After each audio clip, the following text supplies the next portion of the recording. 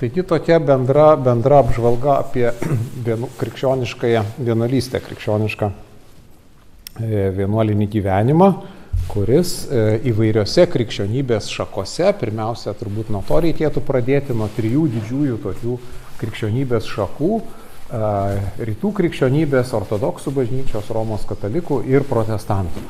Turi skirtingą reikšmę arba visai tos reikšmės beveik neturi.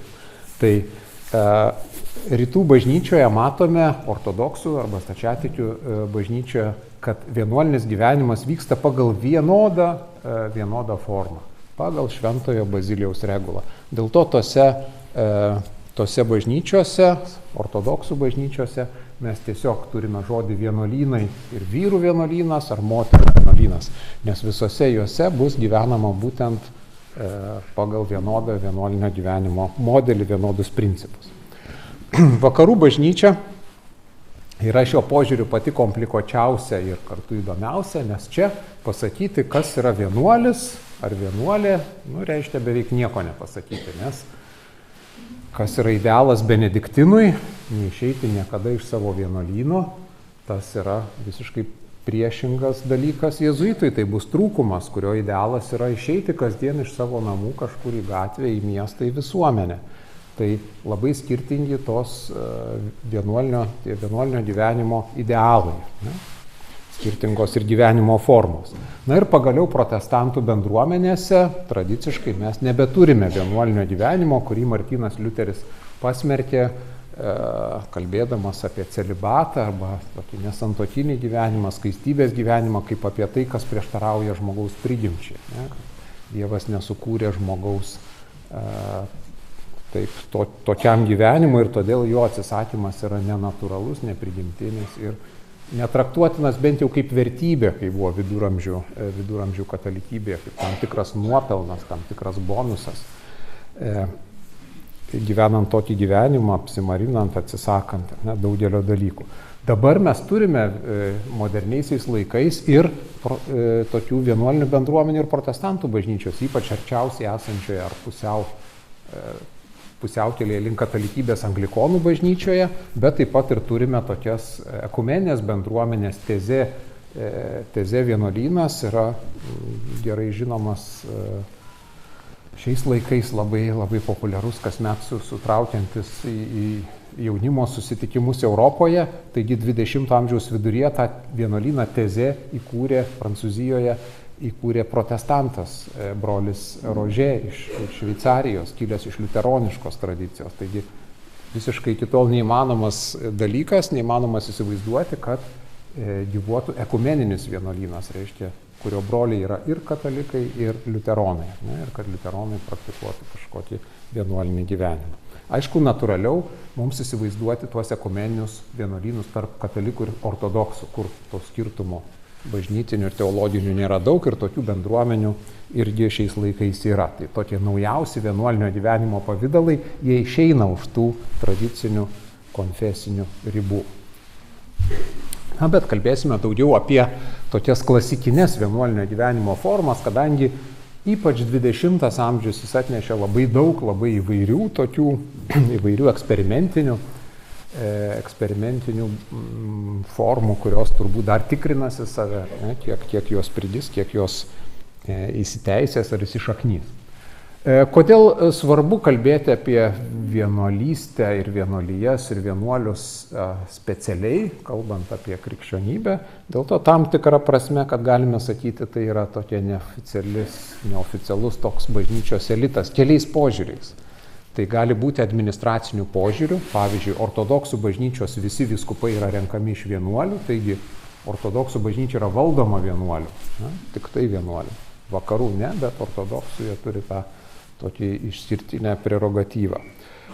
Intelektualinis elitas, vienuoliai yra tie, ir tradiciškai buvo tie, kurie daugiausia turi laiko galimybių atsidėti studijoms, mokslui, paieškoms, tai rašytojai, mokslininkai, tyrinėtojai, menininkai, poetai dažnai yra ir buvo vienuoliai. Net dvasininkai, kurie yra įkinkyti į kažkokį sielovados darbą ir neturi tiek laiko ir galimybių atsidėti studijoms.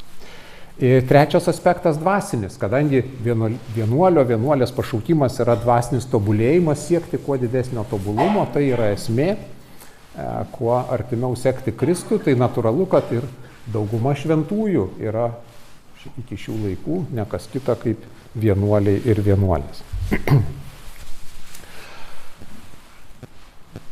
Skiriasi vienuolinio gyvenimo formos, bet pagrindas yra vienas, turėtų būti vienas bendras, ant ko statomas tas vienuolinis gyvenimas ir kokie jo principai.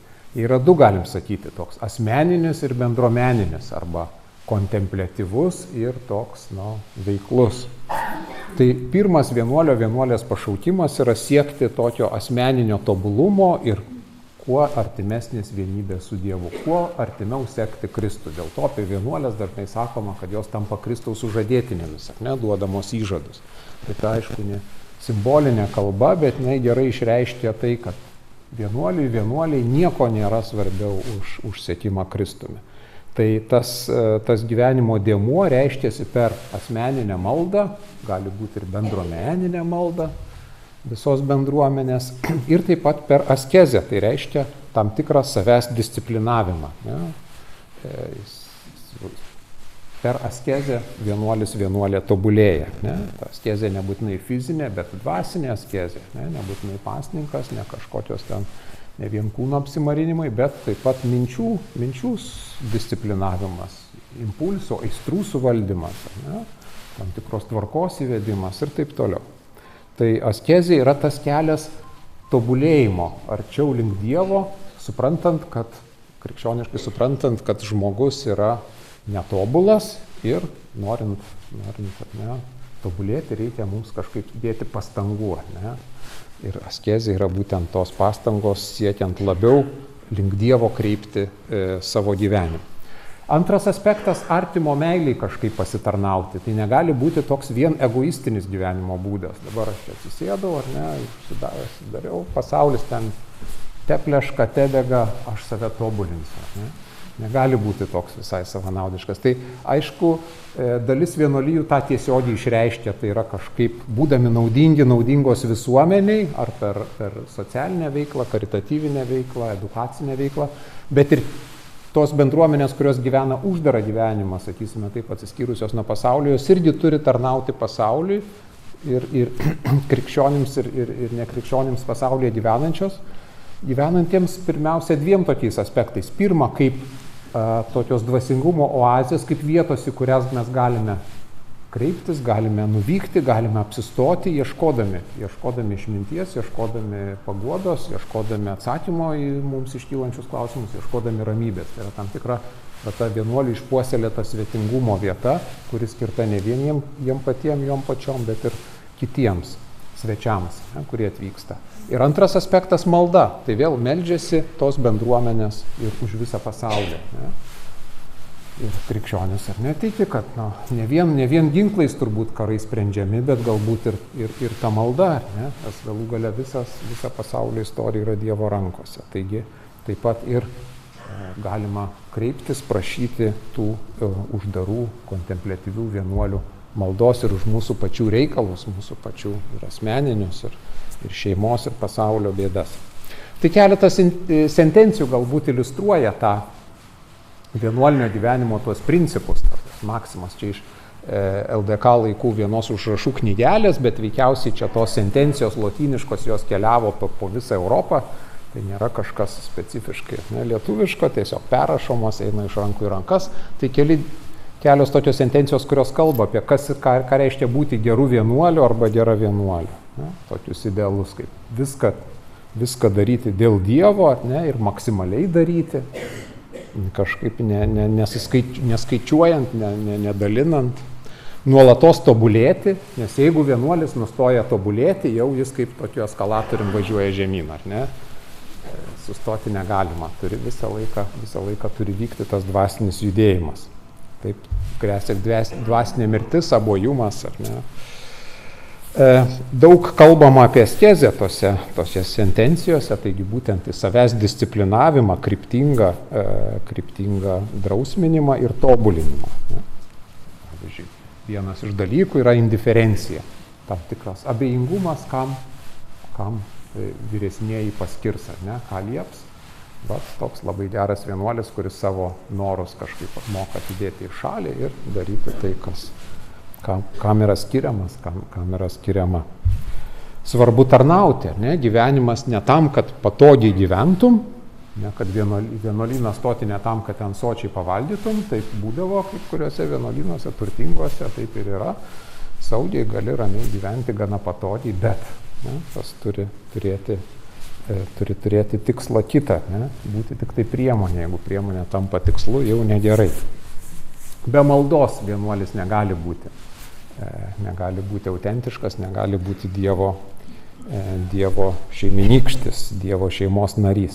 Na ir labai svarbu, taip pat dažnai buvo pabrėžiama, kalbama apie neturtą, ne? Kad iš tikrųjų tas, kuris neturto nesilaiko, iš tikrųjų ne ką nors laimi, ne pasisavina, bet praranda. Vėl tokia inversinė tokia samprata.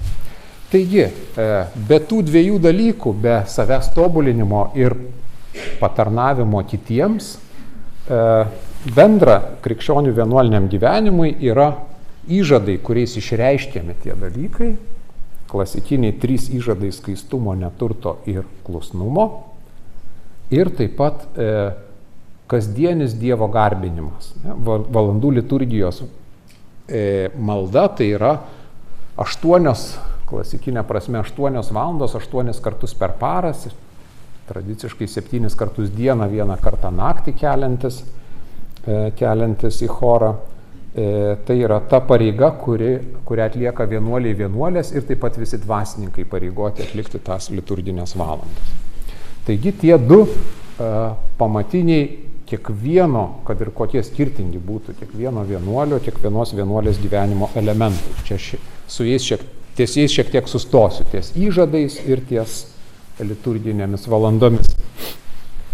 Tai įžadai išauga, tie 3 įžadai remiasi Naujojo testamento citatomis ir pirmiausia 2 įžadai išauga iš vadinamo evangelinių patarimų. Tai yra iš Jėzaus žodžių, kuriuos jis sako tiems mokiniams, kurie nori jį artimiau sekti, tobuliau sekti, nesitenkinti tokiu vidutinišku gyvenimu. Ateina mokinys ir sako, viską darau, ką liepia įstatymas, dekalogas, ką dar turėčiau daryti. Ir tada Jėzus sako, ne, eik parduok viską, ką turi, išdalink vargšams ir tada sek paskui mane. Ne, tai yra tas vienas iš pagrindų vienuolinio gyvenimo asmeninis neturtas, neturėti nieko savo, nesisavinti.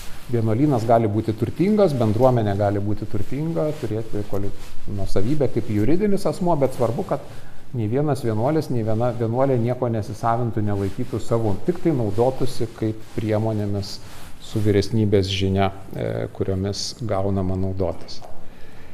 Ir skaistumas.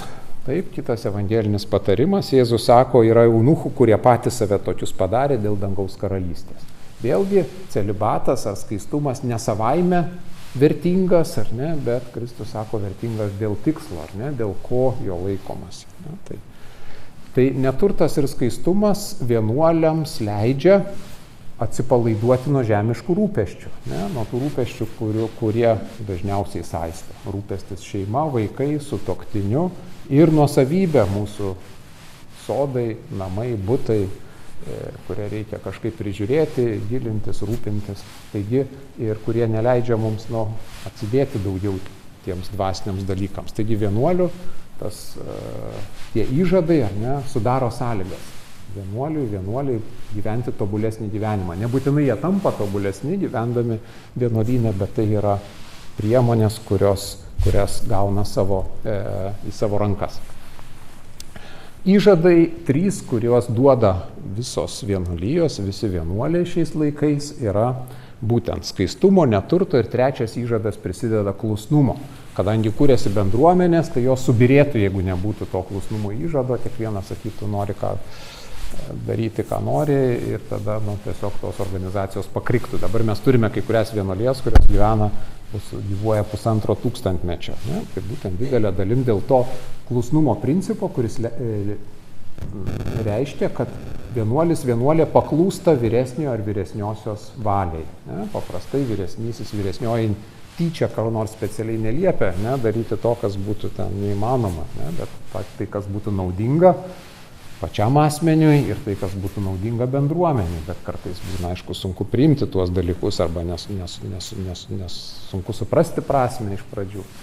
Va, tai tas klusnumas reiškia, kad vyresnieji yra priimami kaip pats Kristus ir tai, ką jie liepia, ne, tai ir įpareigoja vykdyti. Kai kurios vienuolijos duoda specifinius įžadus, ketvirtuosius įžadus, kurie nurodo tos vienuolijos kokią nors gyvenimo veiklos kryptį. Patarnauti ligoniams, mokyti vaikus, išpirkti belaisvius ir panašiai. Tai žiūrint, kokia vienuolija, tai gali būti ir dar ketvirtas specifinis įžadas. Įžadai dabar yra skirstomi pagal trukmę į amžinuosius laikinuosius, tai pavyzdžiui, pradžioje yra duodami laikini įžadai tam tikram terminui, pasibaigus terminui galima išeiti iš vienuolyno legaliai arba pratęsti, duoti naujus laikinus įžadus ilgesniai kadencijai, čia kaip atestacijos kokios nors būna, ne, ilgesnė ta kadencija, ilgesnė, paskui jau neterminuota, ne, ateina laikas, reikia nuspręsti, arba duodi amžinuosius įžadus, arba jau nebegali tęsti amžinųjų. Čia vėl kiekvienos vienuolijos teisė yra sava. Ir taip pat pagal teisinį tokį iškilmingumą gali būti iškilmingi įžadai, teisiškai labiau pareigojantis ir paprastieji įžadai, nuo kurių galima lengviau atleisti. Tai vienuolijos šituo įžadų požiūriu yra vienuolijų elitas, yra vadinamas ordinais. Tai yra aukščiausio tokio rango vienuolijos, kurių nariai ar narės turi teisę duoti visus tris iškilmingus ir amžinuosius įžadus. Jeigu vienuolijos nariai neduoda 3 įžadų, arba duoda tik tai laikinus, arba duoda tik tai paprastus, tai yra žemesnio rango, teisinio rango vienuolijos, vadinamos kongregacijomis ar dar kaip nors kitaip. Taigi saugiau visada mums sakyti vienuolija, nes mes nežinom, ar čia ordinas juridiškai, ar čia kongregacija, ar koks čia jo statusas. Vienuolija yra toks saugiausias žodis apibūdinantis tam tikrą vienuolinio gyvenimo organizacijos rūšį. Na ir įžadai paprastai duodami arba vienuolijos vyresniajam, galbūt daugiau tai įprasta vyrų vienuolijoms, moterų vienuolijų įžadų atveju dažniausiai tai yra vietos vyskupas, kuris priima įžadus ir kaip dvasininkų šventimuose, taip ir duodant įžadus dažnai yra tas gulėjimas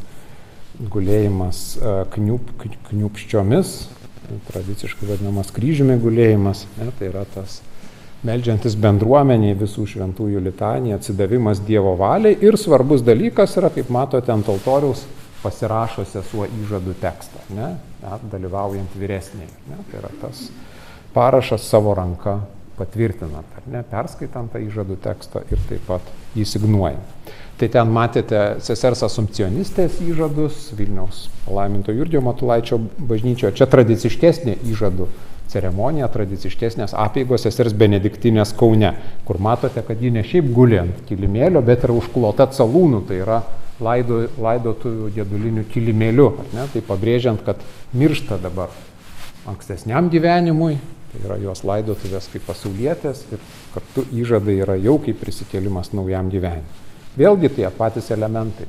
Skaitomas įžadų tekstas, pasirašomas ir vyskupas užmauna žiedą kaip tos dvasinės santokos ženklą ir sesuo tampa naujos šeimos, ar ne, vėl ne biologinės, bet tokios dvasinės šeimos nare. Ne, yra į ją priimama, apsikabima su kitomis seserimis ir yra laiminga. Ne. Tai vėl toks posakis sako, jeigu matysite vienuolę, kuris nesišypso, kuris yra nelaimingas, tai žinokite, kad netikras vienuolis, ne savo vietoje esantis vienuolis. Va, tai pašaukimas, autentiškas pašaukimas ir gyvenimas tame pašaukime duoda džiaugsmą. Antras aspektas – liturginės valandos. Tai tradiciškai tos 8 liturginės valandos, kaip Umberto Eko romane Rožės vardas, pagal tai struktūruojamas romano tekstas, dalina senųjų vienuolių gyvenimą dieną į tam tikrus intervalus. Pajuodinau pagrindinės liturginės valandas, čia paraleliai lotyniški ir dabar vartojami lietuviški pavadinimai, veiklios vienuolijos, kurios dieną išsilaksto, ar ne, iš vienuolyno išeina ir neturi galimybės čia tų 4 dieninių valandų atlikti, jos dabar atlieka vieną liturginę valandą, vadinamą dieninę. Tai yra 1, 3, 6, 9 valandos yra sujungiamos į vieną sutrumpintą tokią dieninę valandą. Tai tik tai yra tos pajuodintos, privalomos visoms vienuolėms ir visiems vienuolėms. Atliekamos liturginės valandos įvairiai. Tradiciškai chore bendrai susirenkant ir giedant, arba recituojant, arba kalbant, bet nuo naujųjų laikų ir individualiai. Galima ir savo kažkur darbo vietoje asmeniškai atsivertus brevijorių, kuriame yra ir surašyti liturginių valandų tekstai, tiesiog perskaityti privačiai, jeigu toks gyvenimo būdas, ar ne, kažkur valstybės tarnyba ar koks kitas darbas. Tai tradiciškai vienuoliai, kontempliatyvūs vienuolynai renkasi giedoti liturginių valandų į tam tikrą erdvę bažnyčioje, dažniausiai už didžiojo altoriaus rezervuota vienuoliams vadinama choru. Tai ne tas vargonų choras, kaip mes esame įpratę, balkonas virš įėjimo, bet priešingai kitame bažnyčios gale. Ir tokie puošnūs suolai, klauptai vadinami stalėmis, kur kiekviena turi savo vietą pagal stažą vienuolyne arba pagal užimamas pareigas, svarbiausios užimas pirmasias vietas. Ir štai čia susirenka į stales, įvesdinimas, paskirimas vietos, vadinamas instaliacija, ne, tai dabar visai kitą prasme turi tas žodis. Ne, tai Lietuvoje, štai irgi Vilniuje, ne vienoje Vilniaus bažnyčių, vaikščiosite dar galbūt su ekskursijomis, lankysite, yra išlikusios erdvės bent jau vienuolių chorų už didžiojo altoriaus. Tai tokios yra Bernardinų bažnyčioje. Dažniausiai abiejose pusėse didžiojo altoriaus yra duris arba praėjimai, simetriškai komponuoti, kurie jungia altorinę dalį su vienuolių choru. Dešinėje Visų šventųjų bažnyčia, tamsoka nelabai matosi, irgi artimesnis altorius yra skirtas bažnyčiai, už jo yra prie galinės sienos vienuolių choro altorius, ne, kylantis iki skliautų. Čia gal geriau matysis ta choro struktūra iš Bernardinų bažnyčios pavyzdžio. Taip, šone didžiojo altoriaus mes turime tokias duris, normaliai uždarytas, iš jų galime patekti į chorą, bet aišku, čia reiktų praeiti tą rezervuotą vėlgi grotelėmis presbiterijos dalį. Normaliai vienuoliai ateina į chorą, taip planuojamas vienuolynas ateina tiesiai iš vienuolyno koridoriaus už didžiojo altoriaus, taip, kad ta patalpa būtų jau laisva nuo pasauliečių kažkokių akių. Ir kitoje pusėje, kaip matote, didžiojo altoriaus yra mažesnis altorius, antras altorius įtaisytas altoriaus stalas, tai yra kur gali būti aukojamos mišios pačiai vienuolyno bendruomeniai, kur jinai paprastai susirenka kartą per dieną, kartu su liturginėmis valandomis kažkuriomis yra sujungiamos ir mišios nebe pasauliečiams, bet patiems broliams.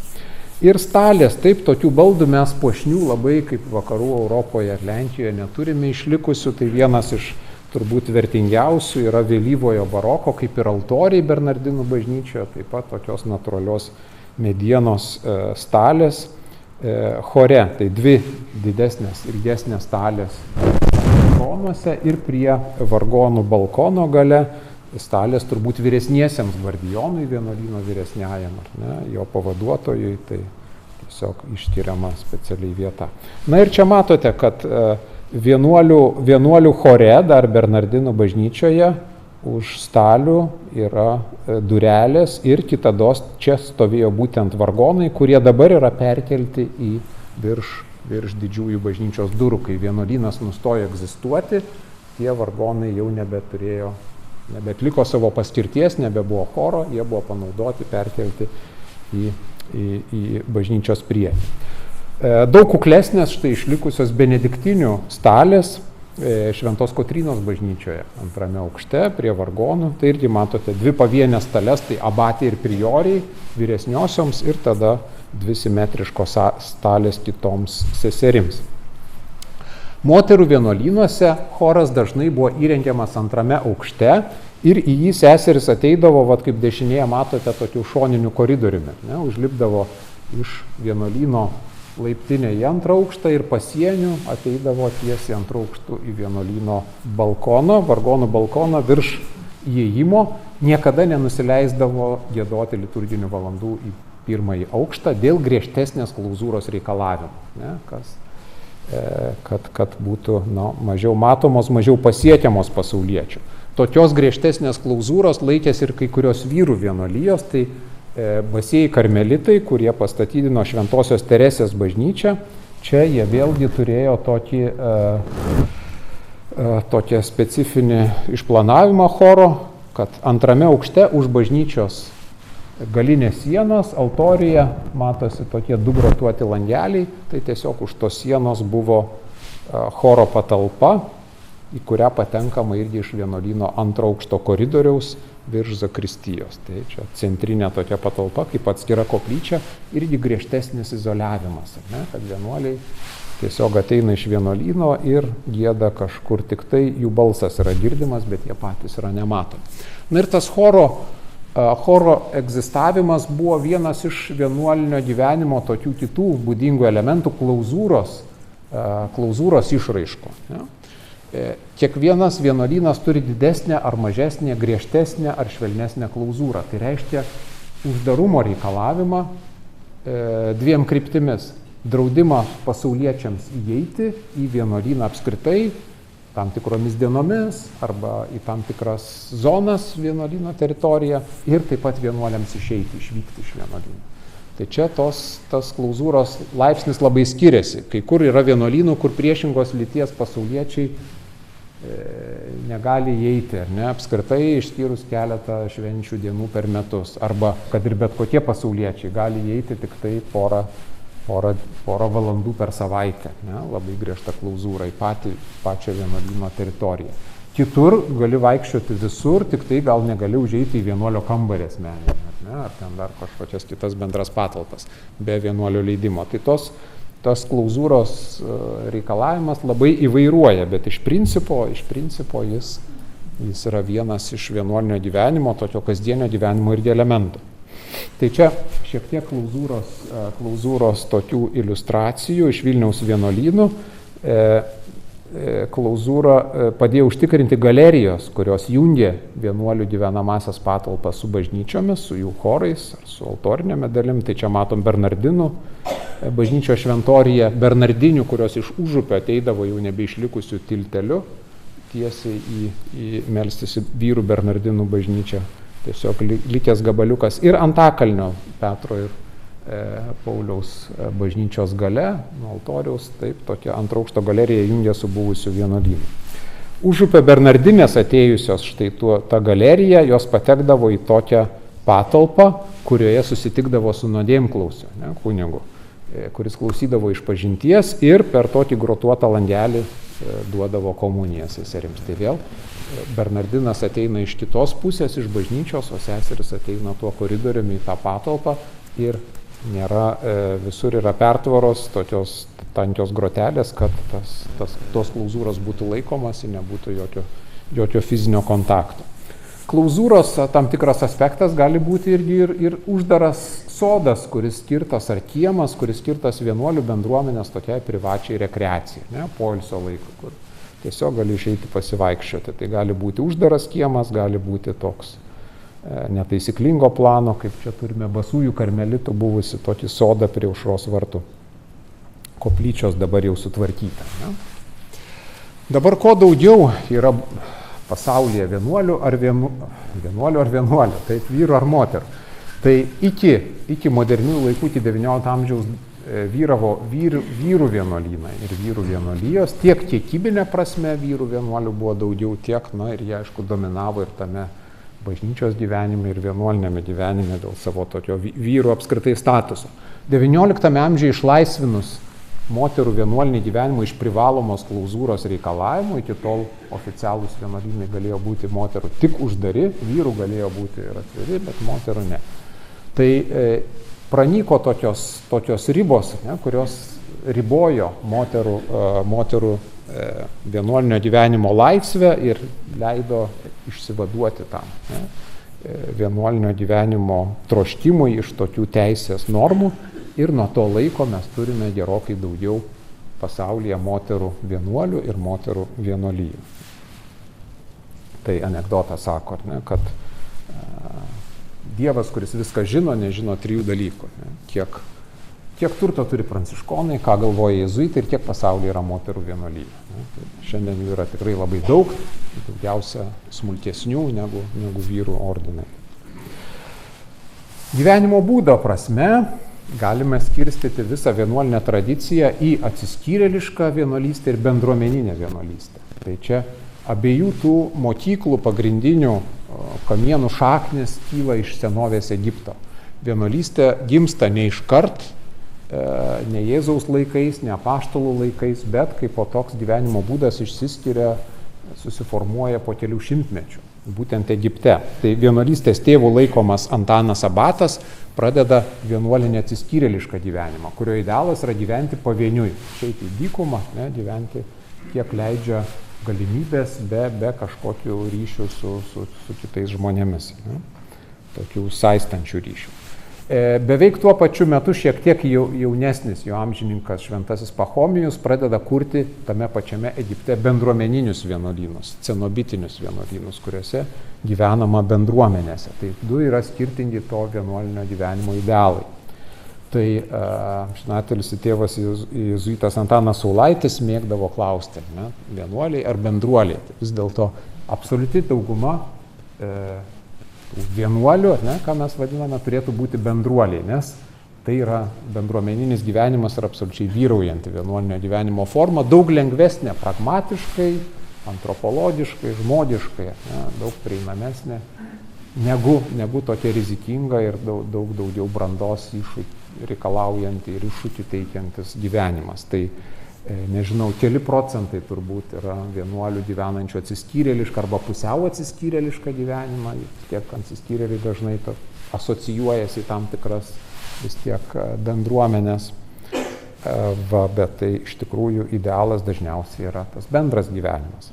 Na ir patalpos vienuolynuose, kurios reikalingos tam bendram gyvenimui ir kur mes turime ir Vilniuje ne vieną, kartais daugiau pavyzdžių.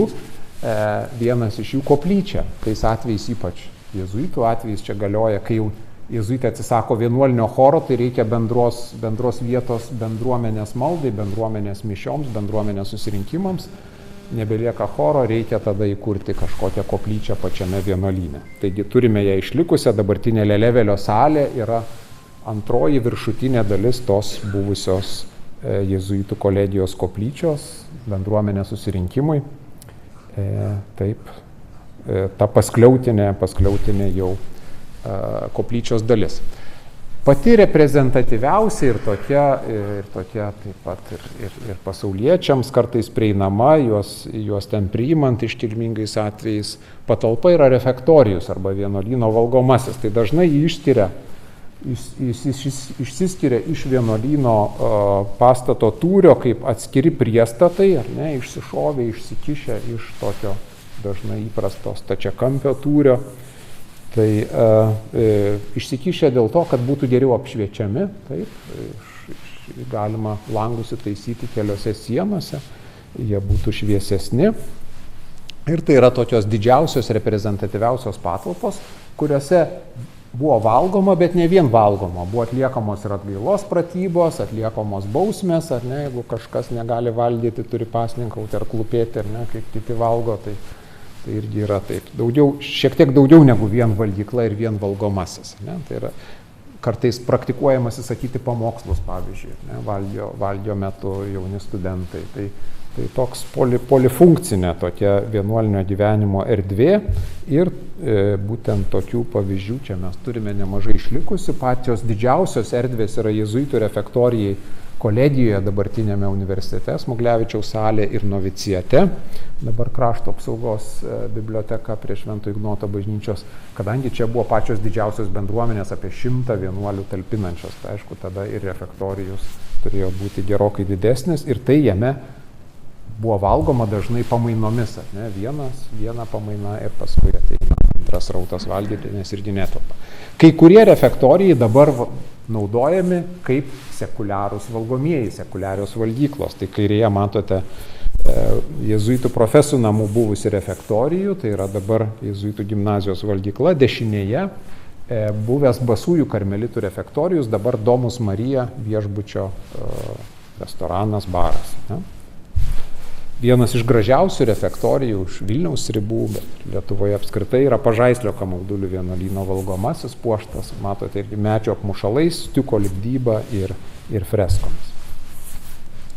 Ypač viduramžiais iki tokių brandžiųjų viduramžių viena iš svarbiausių patalpų, dažniausių patalpų ir buvo dormitorijai, bendri miegamieji, kuriuose miegodavo vienuoliai grupėmis, turėdami tam tikras pertvaras, ar ne, tarp širmas, tarp savo lovų. Su 13 amžiaus elgetaujančiomis vienuolijomis nyksta ta dormitorijų tradicija, atsiranda atskiros celės individualiam gyvenimui. Tai Lietuvoje tokių dormitorijų beveik neturime, tokius turėjo nebent kokie naujokynai, kur vienuolynų naujokai dar gyvendavo grupėmis, neturėjo savo asmeninių kambarių, kurios gaudavo tik tai jau tapę tikrais vienuoliais. Na ir kai kuriuose vienuolyno patalpose galiojo tylos režimas.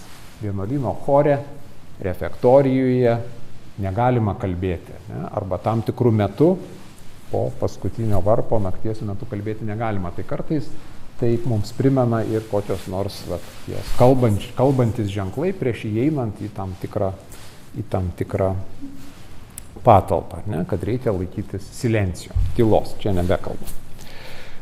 Vienuolynos bendruomenės susirinkimo patalpos buvo vadinamos kapituliarijais, kur susirinkdavo kapitula, bendruomenės narių susirinkimas. Tokį turime išlikusią patalpą, vėlgi dekoruotą Pažaislyje, šalia vienuolių choro, kur irgi matote suolai tokie aplinkui einantis, ne, kuriuose pasieniai susėsdavo visi vienuolyno bendruomenės nariai ir būdavo svarstami gyvenimo einamieji klausimai, vėl skiriamos kokios nors nuobaudos ir taip toliau. Dažna tokia erdvė vienuolyno buvo kloatras, uždaras kiemas, kuris buvo ta rekreacijos, privataus buvimo gryname ore erdvė. Tai čia vienas iš tokių pavyzdžių yra Dominikonų prie Šventosios dvasios, jau buvusio vienuolyno kiemas, laukiantis savo geresnių dienų, bet matome tos senąjį dviaukštį pastatą, vėliau virš jo užstatytą trečiąjį korpusą ir tokį kiemą, stačiakampį, kvadratinio plano kiemą, paprastai juosdavo koridorius arba galerijos, kurios išeidavo, jungdavosi su laiptinėmis, taip, tai pagrindinė tokia komunikacinė arterija, kurioje buvo rikiuojamos procesijomis, vienuoliai rikiuodavosi, žengdavo į bažnyčią. Čia mes turime irgi štai vieną iš gražiausių tų kloatrų puoštų sienę tapybą, kuris irgi verkiant prašosi restauravimo ir tvarkymo prie to paties buvusio Dominikonų Šventosios dvasios vienuolyno. Tai koridorius puoštas rožinio ir Marijos litanijos atvaizdais.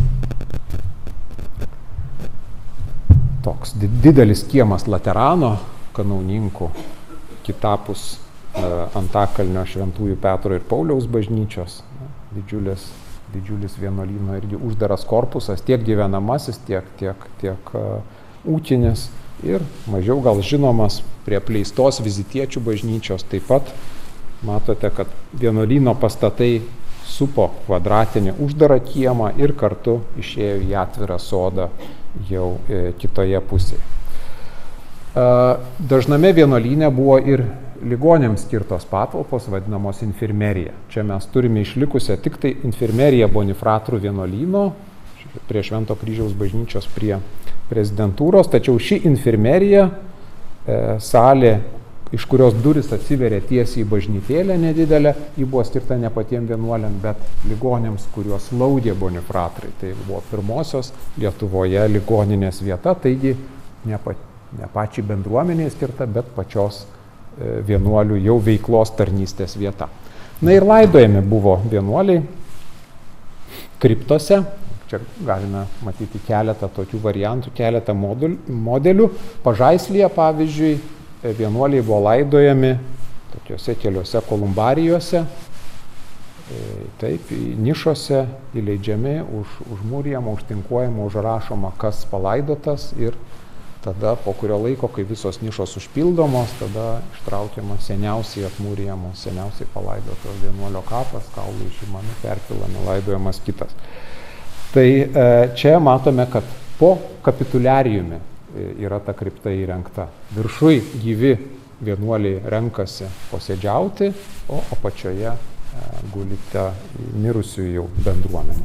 Kitas dažniau paplitęs modelis, kai tiesiog po didžiuoju altoriumi, po altorinė dalimi yra įrengiama pagrindinė vienuolių kaip bažnyčios šeimininkų laidojimo vieta. Kaip tampama vienuoliu ar vienuolė? Dabar tie vienuolinės formacijos tarpsniai išaugo, tapo labiau sudėtingi, ilgesni, tai atsirado kandidatavimo laikotarpis, vėliau toks artimesnis postulantūros laikotarpis. Tradiciškai, istoriškai buvo tie paryškinti tokie slenkščiai. Ne? Įvilktuvės reiškia įvilkimą į ordino rūbą ir tai reiškia naujotyno pradžią. Gali būti tuo metu pasirenkamas naujas vardas vienuolinis, jeigu taip yra vienuolijos santvarkoje. Ir prasidėdavo naujotynas, tai yra 1 metai, po kurių paprastai buvo duodami įžadai visam gyvenimui. Įžadai arba vadinama profesija lotyniškai. Tai, ką mes vadiname profesija. Originaliai yra būtent tas vienuolinis pašaukimas, vienuolinė profesija. Na ir po to jau po įžadų gali būti studijuojama, jeigu vienuoliai dar yra jauni, ir tada kartais atidedami duodami po kurio laiko galutiniai įžadai. Vienuoliai vyrai kartais tituluojami skirtingai, prie jų vardų pridedant žodį tėvas arba brolis. Tai reiškia, kad jeigu vienuolis yra kunigas, turi kunigo šventimus, mes jį vadinsime ten koks nors, sakysime, tėvas Matas. Bet jeigu jis dar bus ne kunigas arba nesieks būti kunigu, nesieks būti dvasininku, bus pasaulietis, tai jis bus tiesiog brolis Matas. Taigi tiems, kurie siekia tapti dvasininkais po įstojimo į vienuolyną, po įžadų, jie tada studijuoja, mokosi ir siekia tapti kunigais. Tie, kurie neturi tokios ambicijos arba tam nėra paskiriami, tai jie tiesiog pradeda jau savo vienuolinį gyvenimą iškart po įžadų visavertį. Uniforma vienuolės. Tradiciškai tai yra vadinamasis abitas, rūbas, kuris dengia visą asmens kūną, maskuoja to kūno formas, ir ant abito nešiojama škaplerius, tai yra originaliai darbo drabužis, kurį užsidėdavo vienuolis tam, kad abitas neišsipurvintų, kai jis eina dirbti kur nors lauke, darže, ūkio darbus ar dirbtuviai, ten kur nors staliaus ar panašiai. Dabar abitas yra tokios nefunkcionalus, tiesiog vienuolio kostiumo dalis. Na ir abitas sujuosiamas tradiciškai buvo įvairiais būdais, arba diržu odiniu, arba medžiaginė juosta, arba Šventasis Pranciškus pradeda juosti tiesiog virve su 3 mazgais, pabrėždamas neturtą ir šitoje vietoje. Na ir tradiciškai vienuoliniai rūbai yra nespalvoti, tai reiškia ne žalia, mėlyna, geltona, raudona, nes tai būtų pernelyg toks spalvingas, nederantis tokiam kuklumui vienuoliškam rūbas, B, tai būtų brangu dažyti tokiomis spalvomis, ar ne, senovėje medžiagas. Taigi, tos spalvos yra tokie, galima sakyti, senovėje nebuvo spalvos, tokie atspalviai balta, pilka, ruda, juoda. Dažnai pasirenkamas, pabrėžiant neturtą, nedažytos vilnos tiesiog rūbas, toksai balkšas. Taigi, abitas ir vienuolės dažnai dengia galvą nuometais, kurių spalva kartais priklauso nuo to, ar vienuolė yra naujokė, dažniausiai tada tas baltas veliumas, jeigu jau davusi įžadus, tada atitinkamos spalvos. Dešinėje matote juodai apsirengusi juodu abitų brolį Benediktiną. Kairėje premonstratietis, gyvenantis pagal Švento Augustino regulą, priklausantis regulinių kanauninkų grupiai, ir dešinėje, aišku, nesunku atpažinti brolį Pranciškoną, su specifiškai iš virvės galime pažinti. Na ir kaip atrodo škaplerius, ar ne, gali būti tos pačios spalvos kaip abitas, gali būti kitokios spalvos, čia kiekviena vienuolija turi savo tą aprangos kodą skirtingą. Tai čia matote vėl ant balto abito uždedamas škaplerius, tai yra dvi krūtinė ir nugara dengiančios tokios medžiagos klostės. Be rankovis toksai viršutinis rūbas. Na ir vienuolinio gyvenimo įvairovė čia pabandžiau sustoti ties tokiais pagrindiniais bendrais dalykais, bet vis dėlto vienuolinis gyvenimas labai skirtingas. Jau užsiminiau, gali būti atsiskyrėliškas, gali būti bendruomeniškas, gali būti kontempliatyvus, gali būti veiklus.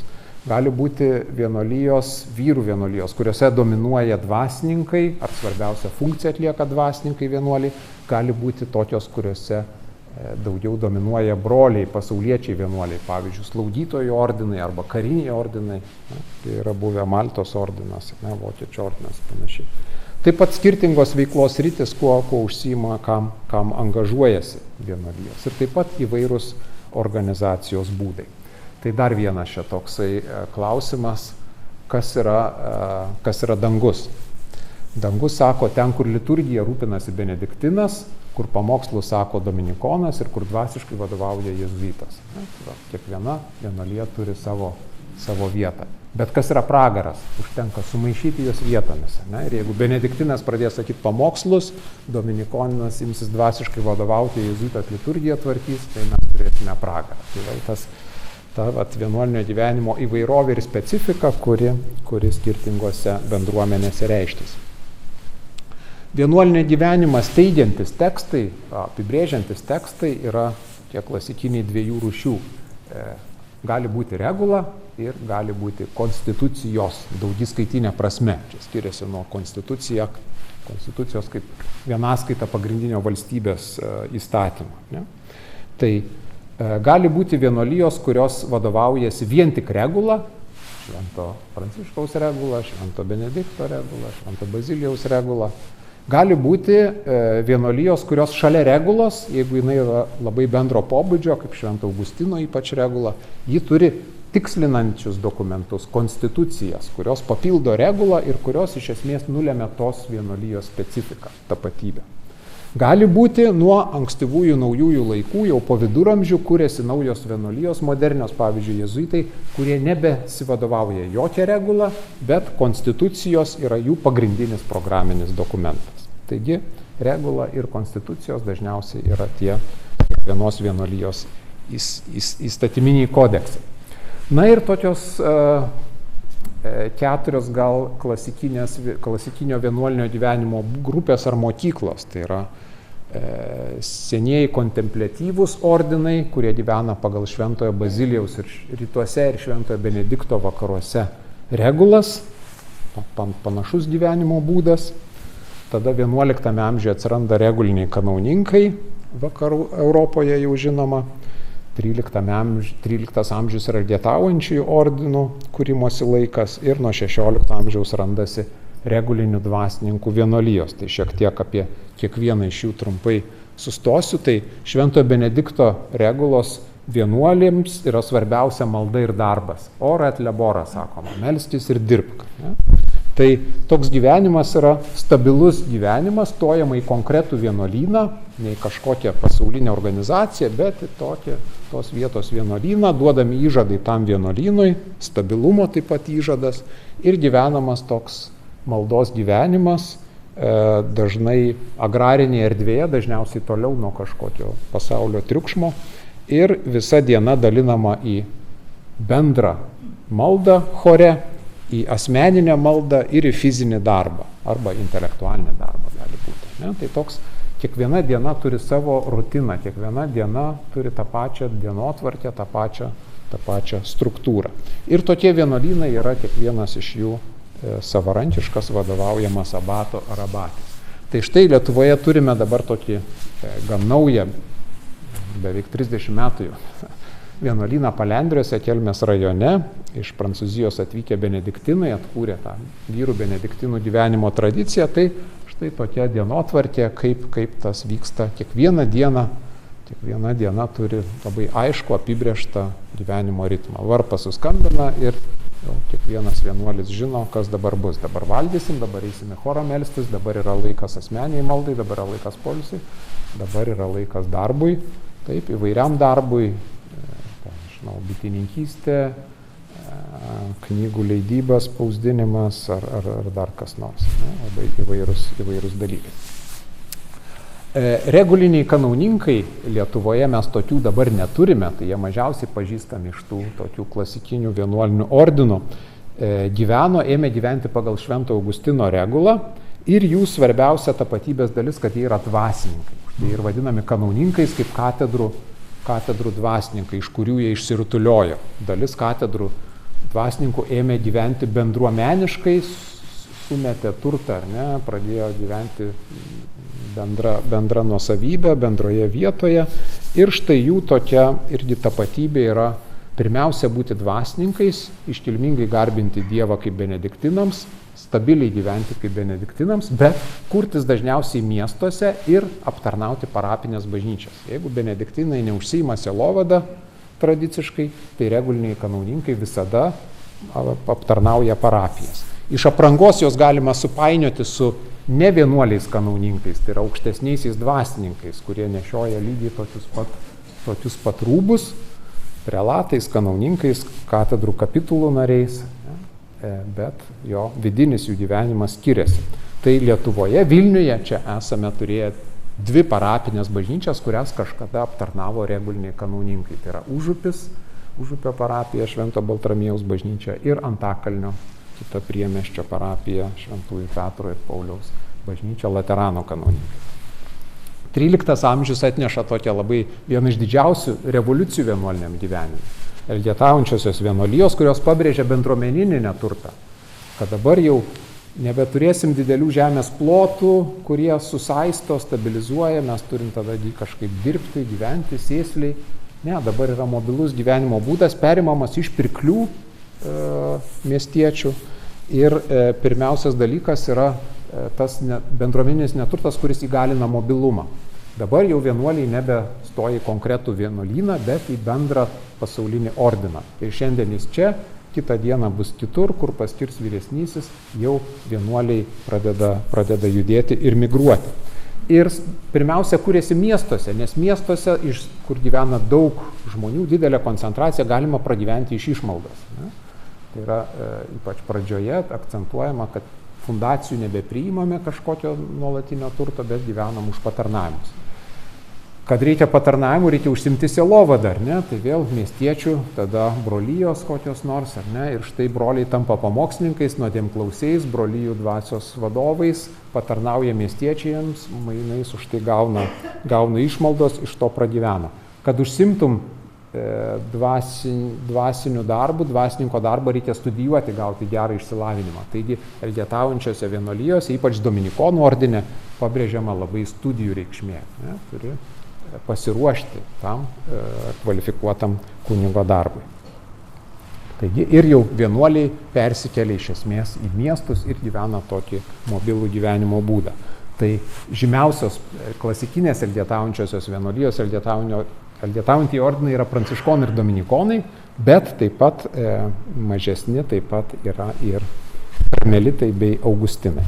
Tai pranciškonų ordinas suskyla, vyrų ordinas į 3 dabar pasaulyje esančias šakas, tai yra pranciškonai konventualai, mažesniai broliai pranciškonai ir pranciškonai kapucinai. Tai visas 3 Lietuvoje turime, šiek tiek skiriasi, jų matote, abitai, spalvos, fasonas, sukirpimas, bet visi jie išauga iš Šventojo Pranciškaus regulos.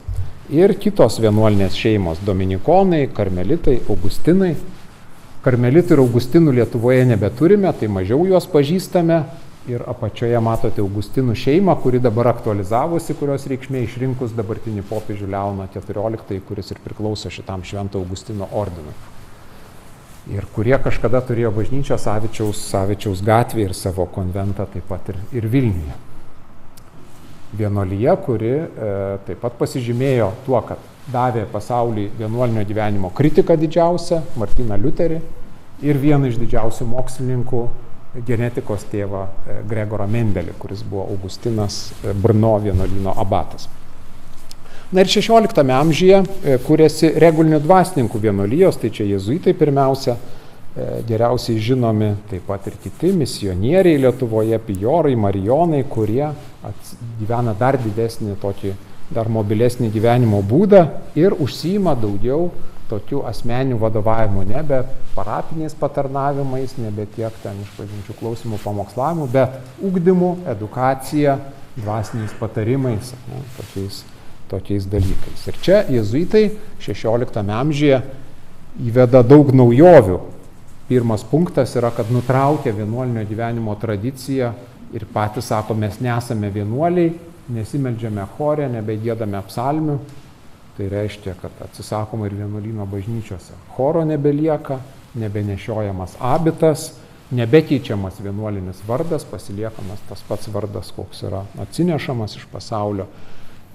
Nebegyvenama vienuolynė ir celėse, bet gyvenama namuose ir kambariuose, taip pat kaip ir pasaulyje, ir nesukuriama moteriška vienuolinė atšaka pirmą kartą vienuolijų istorijoje. Ir galiausiai paskutiniai jau visiškai neatšaukiami įžadai nukeliami laikotarpiui po 14 metų, nes norima geriau atsirinkti vienuolijos narius. Nebe po metų, bet po ilgesnio laiko. Na ir čia šitos 4 grupės, jos pasižymi ir skirtingais organizacijos modeliais, ne? Skirtingais teritorinės organizacijos modeliais.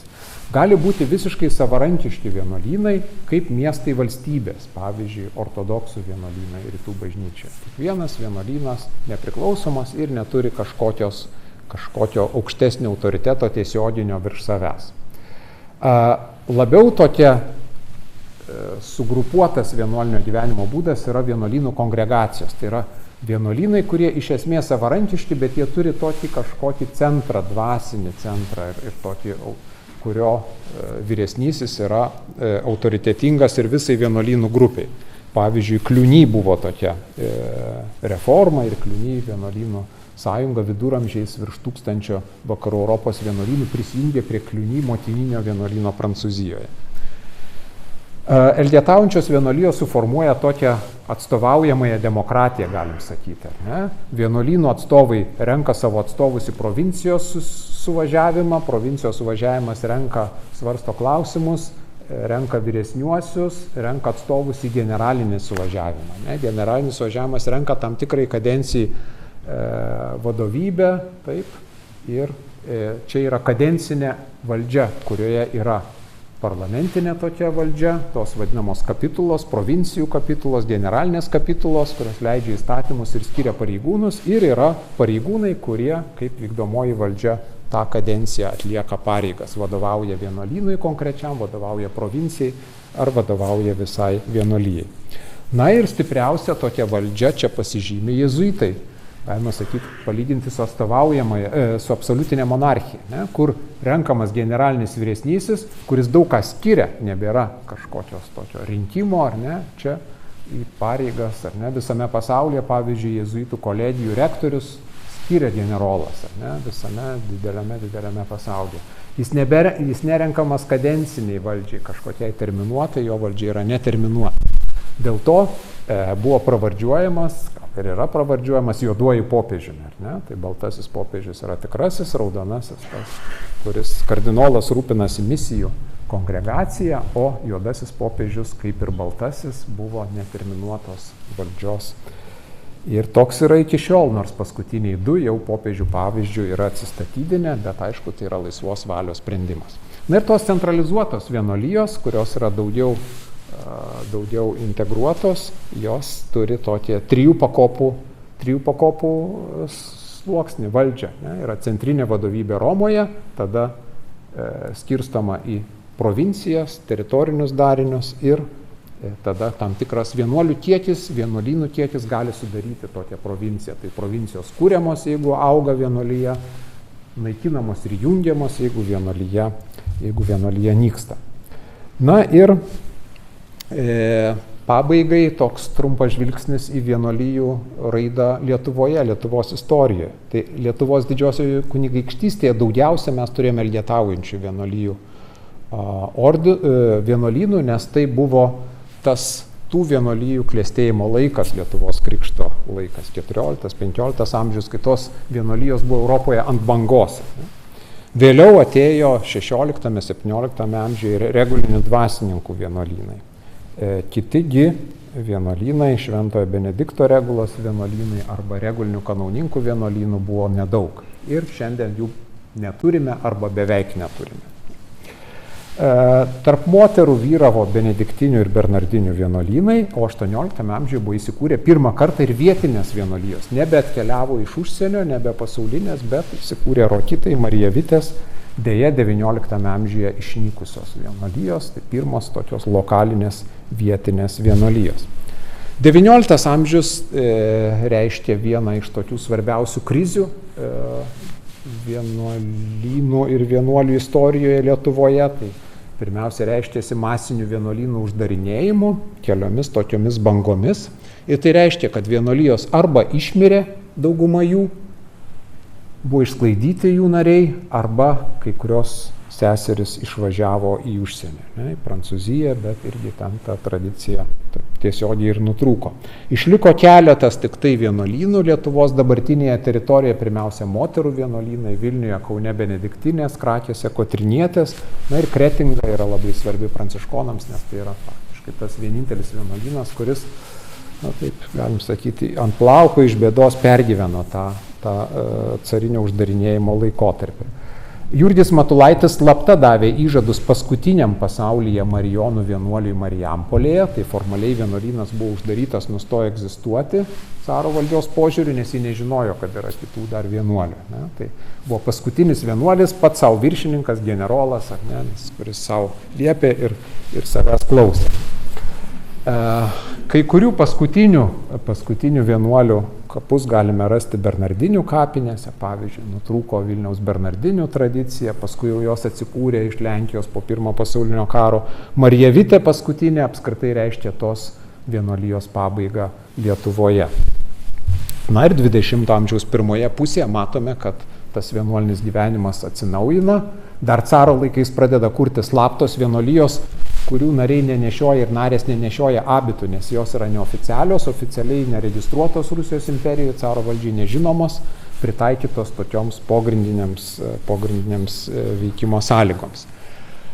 Lietuvos Respublikos laikais į Lietuvą grįžta kai kurios senosios vienuolijos tarptautinės išnykusios, kai kurios naujos atvyksta saleziečiai, kokių anksčiau dar ir nebuvo, kūrėsi lietuviškos vienuolijos, pirmiausia kalbant apie moterų vienuolijas, Jurgis Matulaitis įkūrė Vargdienių seseris, Švento Kazimiero seseris atvyksta iš Šiaurės Amerikos. Ir įdomu tai, kad tarpukariu Lietuvos Respublikoje praktiškai visi vienuolynai buvo aktyvūs ir veiklūs. Nėra nei vieno kontempliatyvaus uždaro vienuolyno, net ir Kaune benediktinių vienuolynas atsisako klauzūros, to tradicinio savo gyvenimo tokio būdo. Tai tokia kaip ir turbūt spiruoklė, kuri buvo taip suspausta vienuolynų veikla cariniais laikais, kad paskui visi metėsi kaip nutrūktgalviškai į tokį labai aktyvią veiklą.